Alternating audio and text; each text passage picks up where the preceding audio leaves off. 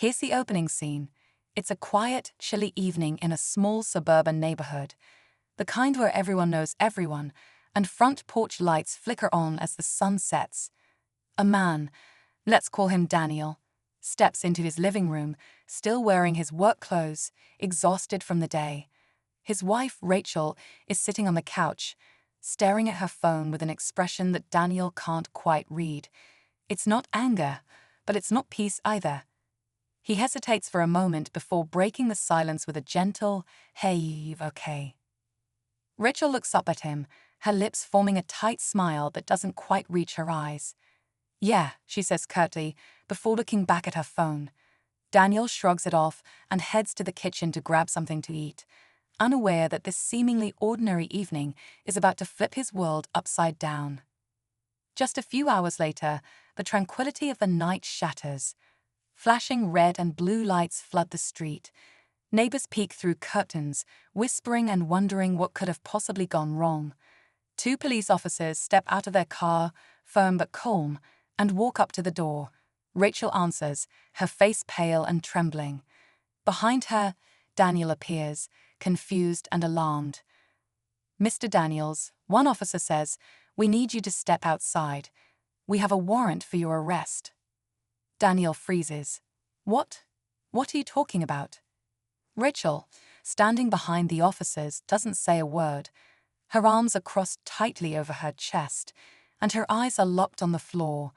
It's the kind of silence that screams louder than words. Daniel, still trying to process what's happening, asks Rachel, "What's going on?" The officer repeats himself, this time more firmly, "Please step outside, sir."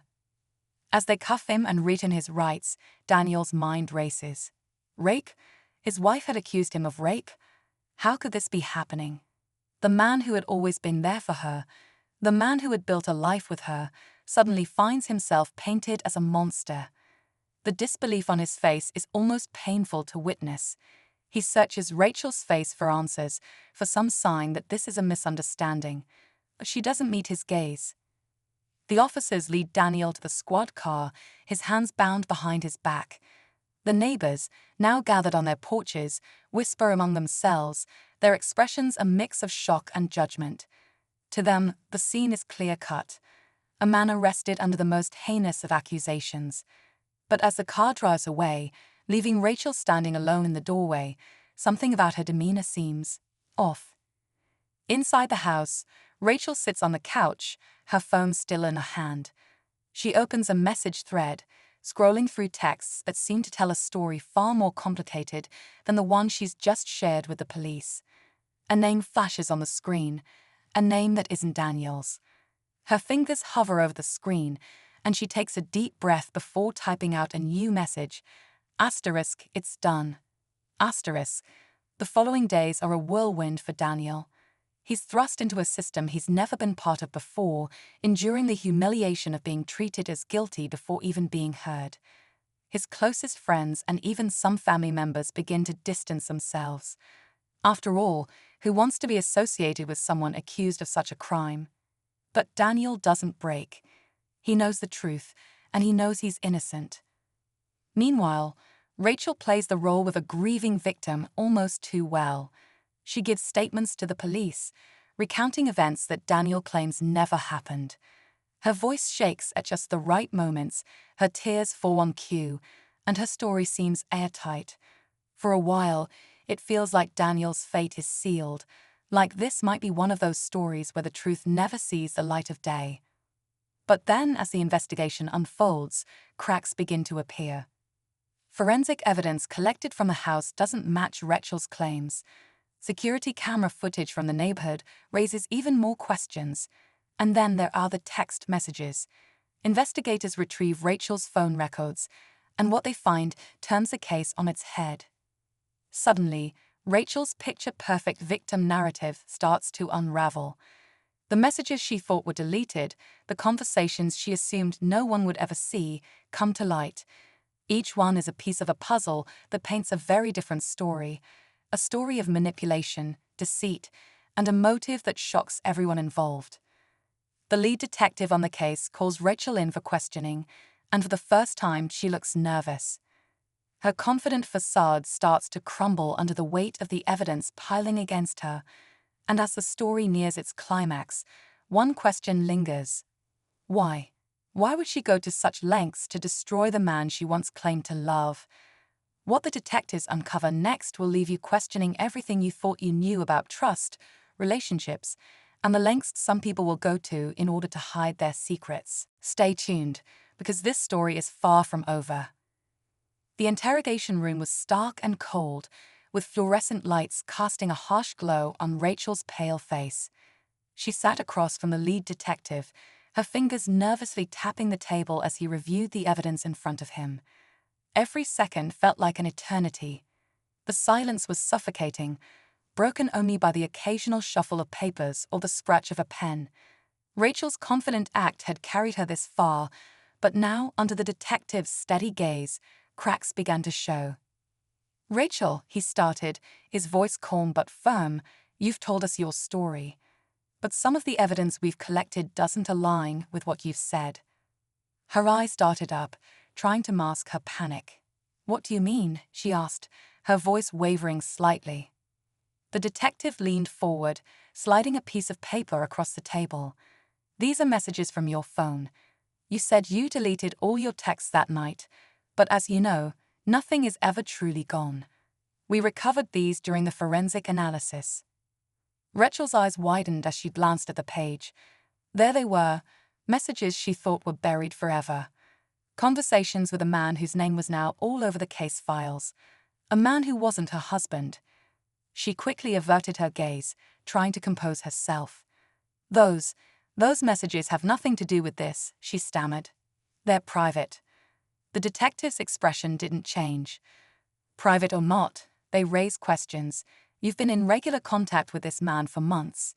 And the timing of some of these messages, well, let's just say they don't help your story." Rachel's pulse quickened. She could feel the walls closing in, but she wasn't ready to give up just yet. "So what? I was venting to a friend. That doesn't change what happened to me." The detective didn't respond right away. Instead, he pulled out another document. "We also looked at your financial records. It seems you've been transferring money to this same man. Small amounts at first. Recently, the payments have gotten larger. Care to explain?" Rachel's throat felt dry. She couldn't think of a plausible excuse fast enough, and the silence stretched unbearably long. The detective didn't press her, letting the weight of his words sink in. Meanwhile, back at the police station holding cell, Daniel sat on the cold bench, replaying the events of the past few days in his mind. How had his life spiraled so out of control? He'd had trusted Rachel with everything: his heart, his home, his future. And now she had accused him of something so vile, so unforgivable, that he couldn't wrap his head around it. Daniel's lawyer, a sharp-eyed woman named Clara, entered the cell block and sat across from him. "Daniel," she said softly but firmly, "I've gone through the evidence so far, and I have to tell you, things aren't adding up in her story. We're starting to find inconsistencies." Daniel looked at her, hope flickering in his eyes for the first time in days. "What kind of inconsistencies?" Clara hesitated for a moment, choosing her words carefully. "For starters, her timeline doesn't match the evidence. She claims certain things happened at specific times, but we have footage from your neighborhood's security cameras that contradict her statements. And then there are the text messages we've recovered from her phone." "Text messages," Daniel repeated, confused. Clara nodded. "There's a man she's been communicating with, someone who might be more involved in this than we initially thought. We don't have the full picture yet, but it's enough to raise serious doubts about her story." Daniel felt a mix of emotions, relief that the truth might finally come out, but also anger and betrayal. Who was this man? And why would Rachel do this to him? As Clara explained the next steps, Daniel's mind wandered to memories of their marriage. He thought about the early days, when they were both young and full of dreams. They had built a life together, supported each other through ups and downs. Or so he thought. Lately, though, there had been signs that something was wrong. Rachel had become distant, often distracted by her phone or making excuses to avoid spending time together. He had chalked it up to stress or work, never imagining it could be something more sinister. Across town, Rachel sat in her living room, the weight of the situation pressing down on her. Her phone buzzed on the coffee table, and she hesitated before picking it up. It was a message from the same man, her accomplice, her confidant in this whole mess. Asterisk, what's going on? Are we in trouble? Asterisk. Rachel's fingers hovered over the screen. She didn't know how to respond. The plan had seemed foolproof at first. She had wanted out of her marriage, but divorce felt too complicated, too messy. She needed a way to start fresh, to escape without losing everything. This man, let's call him Adam, had convinced her that framing Daniel was the answer. It was extreme, yes, but in her desperation, she had let herself believe it was the only option. But now, as the investigation dug deeper, Rachel was beginning to realize just how much she had underestimated the risks. The detectives were smarter than she gave them credit for, and the evidence was stacking up against her. She typed out a quick response. Asterisk, we need to talk. This is getting out of hand. Asterisk. Adam replied almost immediately. Asterisk, you need to stick to the plan. Don't let them scare you. Asterisk. Rachel stared at the message, her stomach twisting into knots. Stick to the plan. How could she, when everything was unraveling so quickly? She thought about Daniel, about the look on his face when the police had taken him away. For a brief moment, guilt crept in, but she pushed it aside. She had come too far to back out now. The next morning, Rachel received a call from her lawyer. Rachel, he said, his tone serious, I just got off the phone with the detectives. They've uncovered some new evidence, and it doesn't look good for you. Her heart sank. What kind of evidence? They found a recording, he said. It's from a neighbor's security camera. It shows you leaving the house late that night and meeting someone in a car down the street. They've identified the vehicle, and it belongs to the man you've been messaging. Rachel's breath caught in her throat. A recording? How could she have been so careless? She tried to think of an explanation, but her mind was blank. Rachel, her lawyer continued, I need you to be honest with me. Is there something you're not telling me? Because if there is, now is the time to come clean. She didn't answer. The walls were closing in, and for the first time, she realized she might not get away with this. And yet, even as the evidence mounted against her, Rachel couldn't bring herself to admit the truth. She had played the victim for so long that the lie had almost become her reality. But deep down, she knew the clock was ticking, and when the full truth finally came out, it would destroy more than just her carefully constructed facade. The tension was building, the pieces of the puzzle slowly coming together. But what would happen when the final piece fell into place? The clock ticked slowly in the quiet of the interrogation room. Rachel's lawyer sat across from her, his expression tense. He had spent the better part of the past hour laying out the dire reality of her situation, but she wasn't listening. Her mind was elsewhere, racing through every misstep, every detail she might have missed. She could feel the pressure mounting, the careful story she had constructed beginning to collapse under the weight of the evidence. Outside the station, Daniel was being released on bail. Clara had fought hard to secure his release, leveraging the growing inconsistencies in Rachel's claims and the mounting evidence in his favor. As Daniel stepped out into the fresh air, his chest heavy with both relief and anger, he noticed the crowd gathered outside, reporters, neighbors, strangers who had heard the story and drawn their own conclusions. The whispers followed him as he climbed into Clara's car. Don't let them get to you, Clara said firmly, her eyes on the road. We're starting to turn this around, but you need to stay focused. The truth will come out. Daniel nodded, though his jaw was clenched. I just don't understand why she's doing this, he said quietly. What could I have done to make her hate me this much? Clara glanced at him, her expression softening. Sometimes it's not about you. People have their own motives, their own secrets. We're getting closer to figuring out what hers are.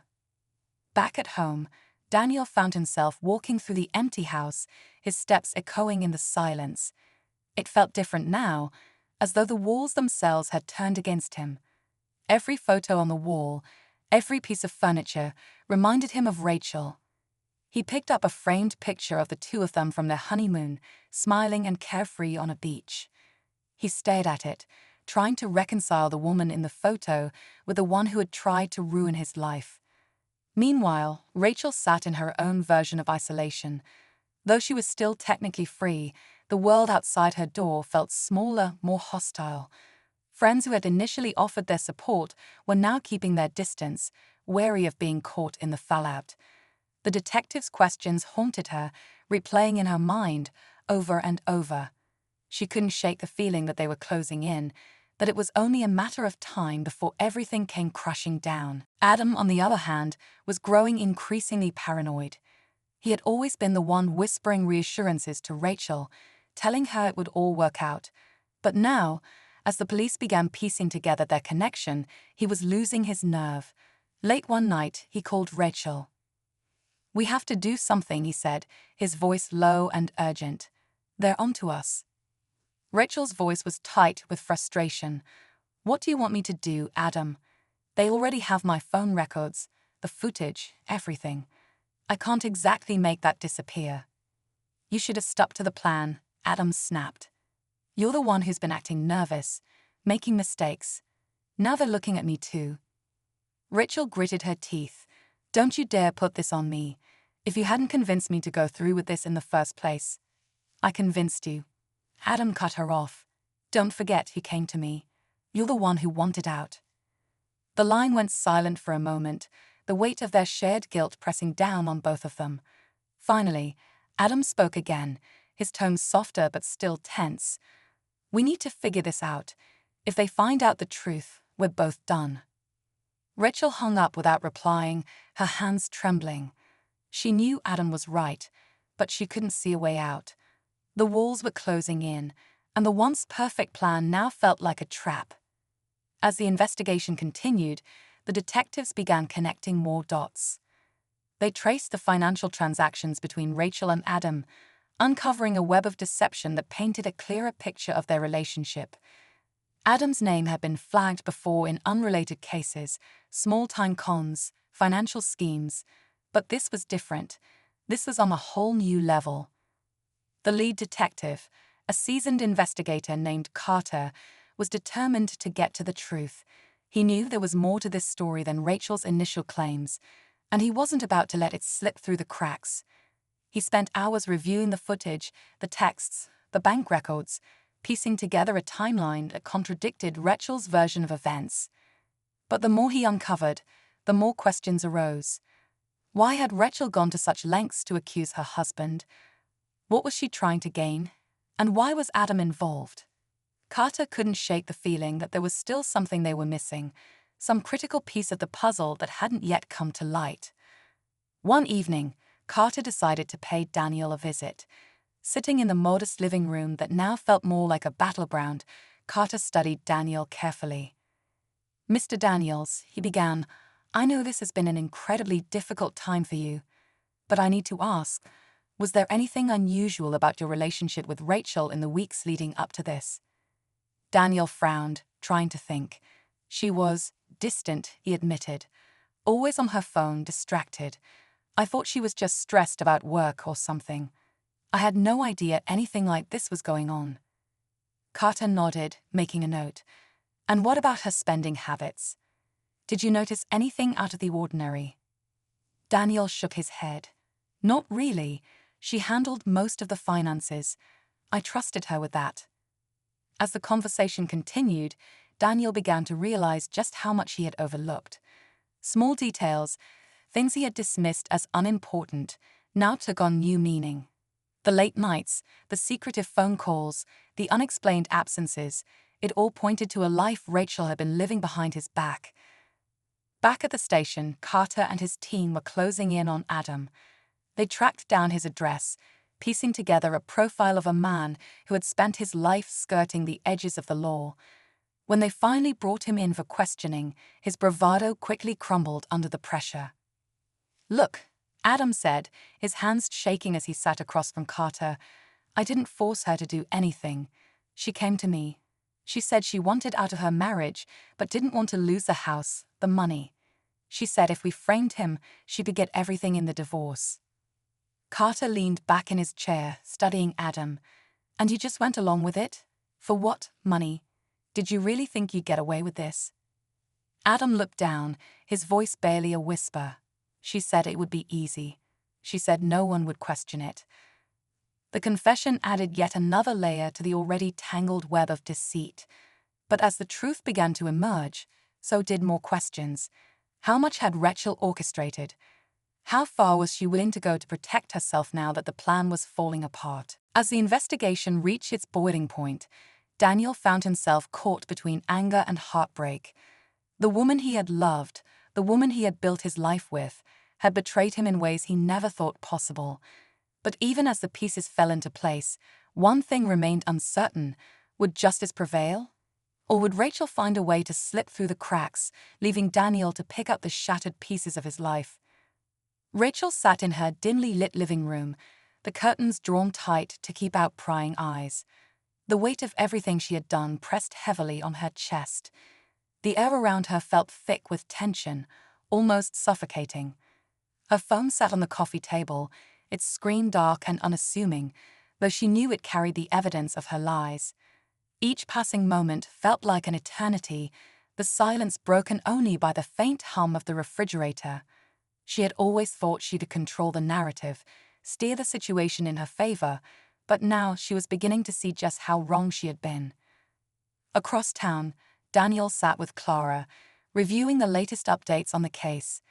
His hands trembled as he held the documents, each one exposing more of Rachel's deception. The text messages, the bank transfers, the security footage, it all painted a picture of a woman who had been plotting against him for far longer than he'd realized. "I don't even recognize her anymore," Daniel said, his voice heavy with disbelief. "How could she do this to me?" Clara placed a reassuring hand on his shoulder. "The truth is coming out, Daniel. People are starting to see her for who she really is. You just need to stay strong a little while longer." But staying strong was easier said than done. The damage Rachel had caused wasn't just legal or financial, it was deeply personal. Every memory Daniel had of their life together felt tainted now, every happy moment overshadowed by the betrayal. He couldn't help but wonder if any of it had ever been real. At the police station, Carter and his team were preparing for the next step. Adam's confession had opened a door, but it wasn't enough to close the case. They needed Rachel to either corroborate his story or slip up and incriminate herself. Carter knew she was on edge, and he intended to use that to his advantage. The next day, Carter paid Rachel a visit. She opened the door cautiously, her eyes darting past him to the street beyond. "Detective," she said, her voice tight. "What are you doing here?" "I thought we could talk," Carter said, stepping inside without waiting for an invitation. "You've been through a lot lately, Rachel. I wanted to give you a chance to clear the air." Rachel's heart pounded in her chest as she closed the door. She tried to keep her face neutral, but the sight of Carter standing in her living room made her feel trapped. "I've already told you everything," she said, her voice steady despite the fear bubbling beneath the surface. Carter nodded slowly, his eyes scanning the room. "I know. But sometimes, when we go over things again, new details come to light. I wanted to make sure we're not missing anything." Rachel swallowed hard, forcing herself to maintain eye contact. "I don't know what else I can tell you." Carter pulled out a small notebook, flipping through its pages. "Let's start with the night in question. You said Daniel came home late, that he was acting aggressive. But the footage we recovered from your neighbor's camera shows you leaving the house around the same time you claimed he was attacking you. Can you explain that?" Rachel's stomach dropped. She had been careful, at least she thought she had. I stepped outside for some air," she said quickly, grasping for an explanation. "I was upset. I needed to clear my head." Carter raised an eyebrow. "You stepped outside for nearly 30 minutes. And during that time, you met with someone in a car parked down the street. That doesn't sound like someone trying to escape an attacker. Rachel's pulse quickened. She could feel the walls closing in, but she wasn't ready to give up. "I don't know what you're talking about," she said, her voice growing defensive. "I didn't meet anyone." Carter leaned forward, his tone calm but firm. "We've identified the car, Rachel. It belongs to Adam. We also have records of your phone calls and messages with him. He's already told us his side of the story. The question now is whether you're going to cooperate or let him take you down with him." Rachel froze, her mind racing. She couldn't believe Adam had turned on her. After everything they had planned, after all the promises he had made, he had betrayed her. But even as the panic set in, a small part of her realized she still had a chance. If she could just find a way to spin this, to discredit Adam, she might still come out ahead. "I don't know what he's told you," she said finally, her voice trembling just enough to sound genuine. "But he's lying. He's been obsessed with me for months. He's been trying to ruin my life, and now he's trying to drag me down with him." Carter studied her carefully, his expression unreadable. He had seen people lie before, watched them weave intricate stories to cover their tracks. But there was something about Rachel, something in the way she clung to her lies, even as they unraveled, that made him wonder just how far she was willing to go. Meanwhile, Adam sat alone in his cell, replaying his decision to confess. He had thought it would save him, that by cooperating with the police, he might be able to cut a deal. But now, as he waited for the fallout, he wasn't so sure. Rachel was unpredictable, capable of turning on him at any moment. He knew she would do whatever it took to save herself, even if it meant throwing him under the bus. As the hours dragged on, the tension in every corner of the case grew thicker. Daniel, exhausted but resolute, prepared for the upcoming court proceedings. Rachel, cornered and desperate, tried to devise a plan to regain control. And Carter, determined to uncover the full truth, worked tirelessly to tie up the loose ends. But the storm was far from over. The lies, the betrayals, and the mounting evidence were all leading to one inevitable confrontation, one that would expose the truth once and for all. The tension was electric as Rachel paced her living room, the blinds still drawn, shutting out the world she no longer felt a part of. Her mind was a whirlwind of fear, betrayal, and desperation. Adam's betrayal had blindsided her, but she wasn't out of moves yet. She knew she couldn't trust him, not anymore, and if the police believed him over her, she would lose everything. The plan had spiraled so far out of control that she'd barely recognized the woman she had become. But Rachel wasn't ready to go down without a fight. She just needed to think, to act, to survive. Daniel, on the other hand, was trying to piece his life back together, even as the storm raged on. Clara had insisted he stay at her place for the time being. His house, with all its memories of Rachel, felt more like a prison than a home. He appreciated the gesture, but the reality of his situation weighed heavily on him. Despite the mounting evidence in his favor, the damage to his reputation and his soul felt irreparable. He stared at the files spread out on Clara's kitchen table, his mind returning again and again to one nagging question. Why would Rachel go to such lengths to destroy him? He couldn't make sense of it. Late that night, the phone rang. Clara answered, her expression darkening as she listened. "It's Carter," she said, handing the phone to Daniel. "He says he found something." Daniel took the phone, his voice shaking. "What is it, detective?" Carter's tone was steady but urgent. "We've uncovered something new. It looks like Rachel had been transferring money into an offshore account, small amounts at first, but it adds up to a significant sum. The account is in her name, but here's the kicker. It's tied to a second account under the name Adam Thatcher.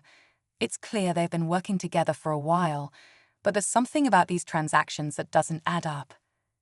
Daniel frowned, gripping the phone tighter. "What do you mean?" "There's a third account," Carter continued, his voice dropping slightly. "This one isn't tied directly to Rachel or Adam, but the payments to it started around the same time as the others. It's registered under a shell company, but we're working on tracing it back. My gut tells me there's someone else involved in this." Daniel's heart sank. He had thought he was finally beginning to understand the web of lies Rachel had spun, but now it seemed the situation was even more complicated than he'd imagined. Someone else? Who? "We don't know yet," Carter admitted, "but the timing is suspicious. Whoever it is, they're keeping their tracks well hidden." Meanwhile, Rachel was on the phone again, her voice low and frantic. "This wasn't part of the deal," she hissed. "You said you'd keep me out of this if I followed through." A smooth, calm voice replied on the other end. "And you said you could handle it. Clearly, you've let things get out of control." Rachel's blood ran cold. She had only met the third party once, back when Adam had introduced her to them as part of the plan. They were supposed to be the safety net, the one ensuring everything went smoothly. But now, with Adam flipping and the police closing in, they were nowhere to be found. Worse, they seemed to be distancing themselves entirely, leaving her and Adam to take the fall. "You can't just disappear now," Rachel pleaded. "I've done everything you asked. You promised." "Promises are meaningless if you can't deliver," the voice interrupted. "You've become a liability, Rachel, and I don't deal with liabilities." The call ended abruptly, leaving Rachel staring at her phone in stunned silence. She knew she was out of her depth, but until now, she had believed there was still a way out. That belief was crumbling fast. She was being abandoned by everyone she had trusted, and the realization sent a wave of panic crashing over her. The following day, Carter and his team finally made progress on tracing the third account. The trail led them to a name that hadn't appeared in the case before: Vanessa Craig. She was a corporate consultant with a clean record, no apparent ties to Rachel or Adam. But as they dug deeper, they found that Vanessa had been linked to other financial schemes in the past, though nothing had ever stuck. Her involvement in this case, though indirect, suggested she had been orchestrating things from the shadows. Carter decided to confront her. When he showed up at her sleek office, Vanessa greeted him with a smile that didn't reach her eyes. "Detective Carter," she said, her voice smooth and practiced. "What can I do for you?" Carter didn't bother with pleasantries. "I need to ask you about your connection to Rachel Daniels and Adam Thatcher." Vanessa raised an eyebrow, feigning confusion. "I'm sorry, but those names don't ring a bell." Carter wasn't buying it. He pulled out a file and placed it on her desk. "This says otherwise. Offshore accounts, wire transfers, shell companies, it all points back to you. So why don't we skip the games and get to the truth?" Vanessa's smile faltered for a fraction of a second, but she recovered quickly. "Detective, I think you're mistaken. My business deals are all above board. If there's been some kind of mix-up, I'm happy to cooperate." But Carter could see through her act. He knew she was lying, and he intended to prove it. As he left her office, he couldn't shake the feeling that Vanessa was the missing piece they had been searching for. If he could just tie her to Rachel and Adam, the entire scheme would unravel. Back at her home, Rachel was spiraling. The pressure was unbearable, and the walls felt like they were closing in on her. She knew Vanessa had the resources to protect herself, but Rachel didn't. She was the weakest link, and she could feel herself being set up to take the fall. She needed to act fast, but she didn't know where to turn. The people she had trusted had abandoned her, and the truth was closing in from all sides. As the days passed, the tension reached a breaking point. Daniel, Clara, Carter, and his team were all racing against time to uncover the full extent of the conspiracy. Rachel, Adam, and Vanessa each scrambled to protect themselves, their alliances crumbling under the weight of their shared secrets. And yet, with every step closer to the truth, the stakes only grew higher. The story was hurtling toward its climax, and everyone involved could feel it. But even as the pieces fell into place, one question remained. When the final domino fell, who would be left standing? The courtroom was silent, the tension thick enough to cut with a knife. All eyes were on Rachel as she sat at the defendant's table, her expression a mixture of defiance and fear. The evidence against her had mounted over the past few weeks, but she refused to admit defeat. She had come this far, and in her mind, there was still a chance to escape the fallout. Adam had already turned on her, Vanessa had distanced herself, and now Rachel was alone, clinging to the last shreds of her narrative. Carter stood, addressing the jury with calm authority. He laid out the timeline, connecting the dots between Rachel, Adam, and Vanessa. The offshore accounts, the fabricated accusations, the staged evidence, it was all there, painting a damning picture of a carefully orchestrated scheme. But Carter wasn't finished.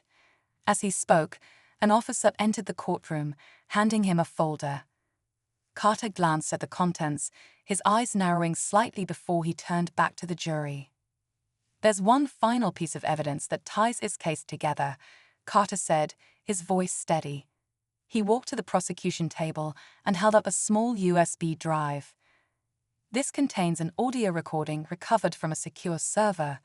It was sent anonymously, and while we are still verifying the source, the contents are undeniable.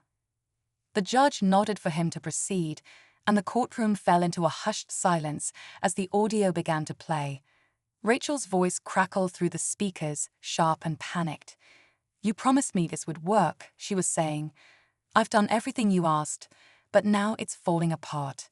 You need to fix this." A smooth, calm voice responded, Vanessa's.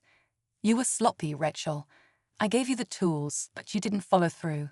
This is on you." The recording continued, detailing Rachel and Vanessa's conversations about the plan, their intent to frame Daniel, and the financial scheme they had been running in the background.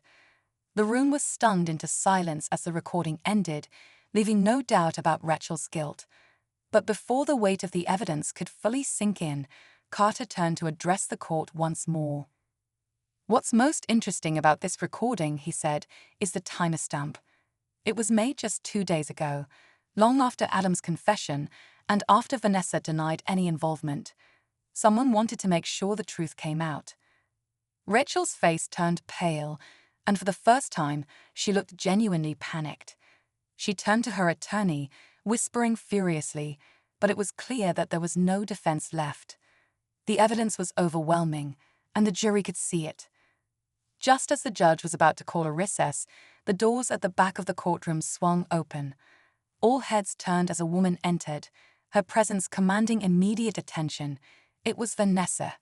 She walked confidently to the witness stand, her expression unreadable. "I'd like to make a statement," she said calmly, her voice carrying through the room. The judge allowed it, and Vanessa began to speak. "Everything in that recording is true. Rachel and I worked together, but it was her idea to frame Daniel. I only got involved because she promised it would be a clean operation. When it started to fall apart, I tried to distance myself, but I see now that my silence made me complicit." The courtroom buzzed with murmurs as Vanessa continued, admitting her role in the financial scheme, but placing the blame for the false accusations squarely on Rachel. It was a calculated move, an attempt to save herself by throwing Rachel under the bus. But as Vanessa spoke, Carter noticed something odd. Her confidence seemed rehearsed, her words carefully chosen to protect herself while offering just enough to seem cooperative. As the questioning continued, Carter's suspicions grew. He requested a short recess and stepped outside to confer with his team. One of his officers handed him a report that had just come in, a background check on Vanessa's business dealings. It revealed connections to another, larger scheme involving multiple shell companies and international fraud. Vanessa wasn't just a bystander or a reluctant participant. She was the mastermind behind a much bigger operation, and Rachel and Adam were just pawns in her game. When the court reconvened, Carter wasted no time presenting the new evidence. Vanessa's calm demeanor began to crack as he laid out her extensive history of financial crimes, her manipulation of Rachel and Adam, and her attempt to use the chaos of this case as a smokescreen for her larger activities. By the time he finished, it was clear to everyone in the room that Vanessa had been the puppet master all along. Rachel, sensing an opportunity to shift the blame, suddenly stood and began to speak. "She's lying. She's the one who came to me with the plan. She said it would be easy, that Daniel deserved it. I didn't know what I was getting into. But it was too late for Rachel. Her desperation only solidified her guilt in the eyes of the jury. Vanessa, for all her cunning, had underestimated the reach of Carter's investigation. Both women were taken into custody, their schemes laid bare for all to see. As the trial came to a close, Daniel felt a mixture of relief and exhaustion. The nightmare was over, but the scars it had left would take time to heal. He thanked Carter and Clara for their unwavering support, knowing he couldn't have survived this ordeal without them. But just as Daniel thought he could finally move on, Carter received an encrypted message on his phone. It was brief but chilling. Asterisk, you've only scratched the surface. Asterisk, the sender was anonymous, but the implication was clear. Vanessa's network was larger than anyone had imagined, and the case was far from over. For now, Daniel could breathe a little easier, but the shadow of Vanessa's schemes lingered, a reminder that the truth is rarely as simple as it seems. The story might have reached its climax, but the ripples of its impact were only just beginning. The courtroom emptied out slowly, people murmuring in hushed voices as they processed the whirlwind of revelations. For Daniel, it was as if the world had shifted back into focus, but the weight of everything that had happened still pressed heavily on his chest.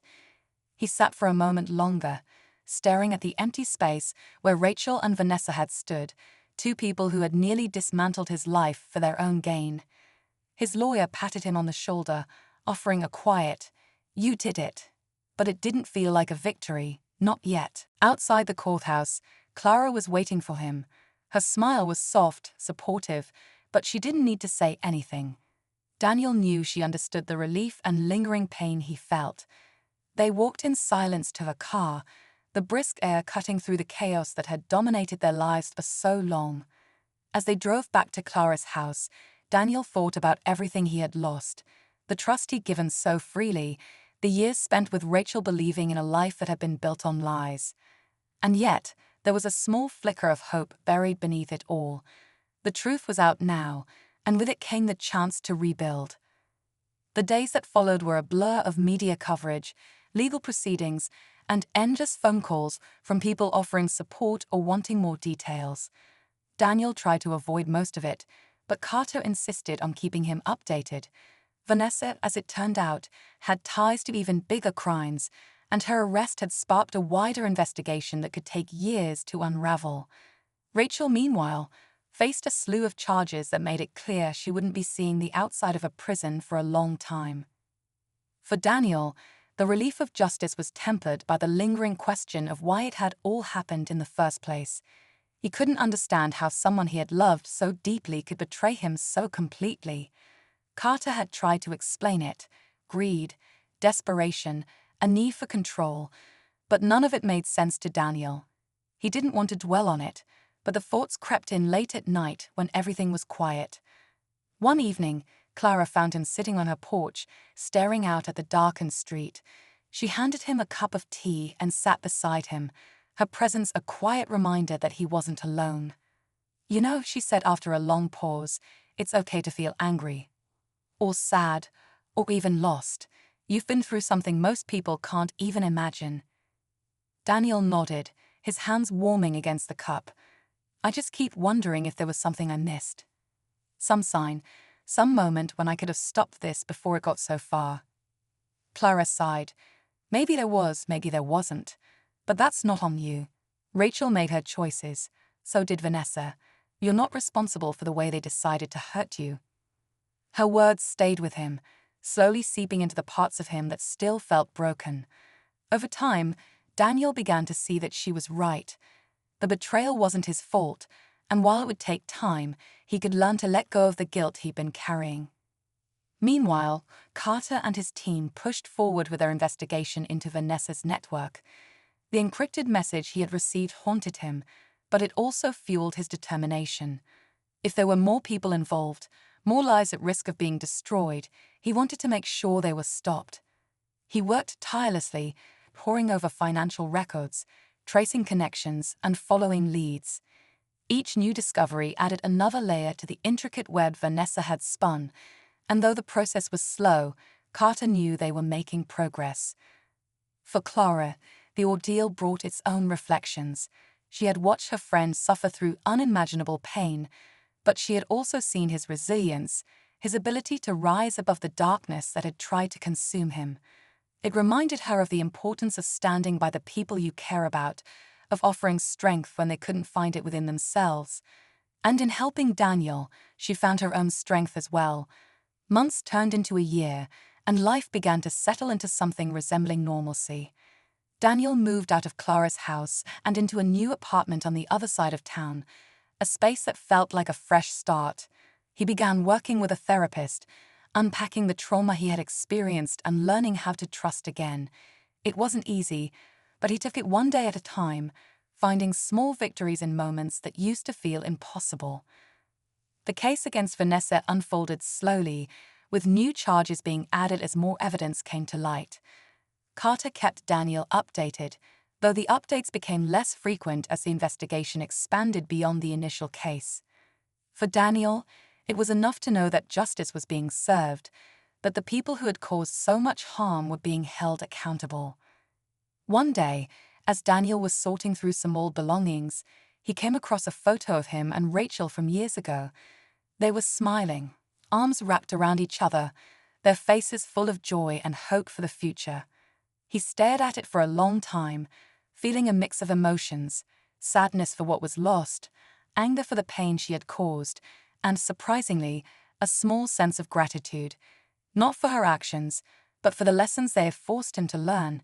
He had discovered his own strength, the depth of his friendships, and the importance of truth, and while he would never forget what happened, he was determined not to let it define him. As he placed the photo back in the box, he felt a sense of closure. The wounds were still there, but they were healing. The story that had nearly destroyed him was now a chapter in his past, one that he could learn from but no longer needed to relive.